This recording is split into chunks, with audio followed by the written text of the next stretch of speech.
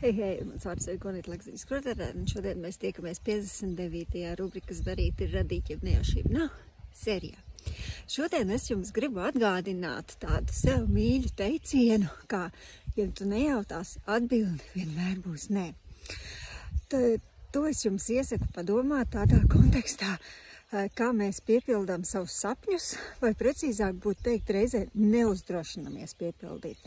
Padomā par to, kas ir tavs sapnis un ko tu esi darījis, lai to īstenot.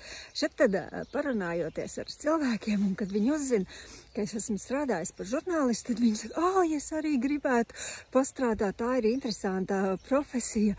Un tad man gribas viņiem jautāt, vai tu esi kaut ko pamēģinājis uzrakstīt un iesūtīt kādai avīzei vai žurnālam savu rakstiņu, lai šo sapni piepildītu. Piemēram, pirms dažām nedēļām man trāpījās uzņemt ļoti skaistu rapšu bildi ar atspulgu peļķē.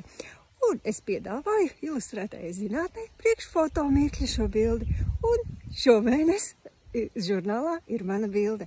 Tā kā sapņojiet un mēģiniet tos savus sapņus piepildīt. Jo, ja nejautāsiet, atbildi vienmēr būs nē. Čau, čau!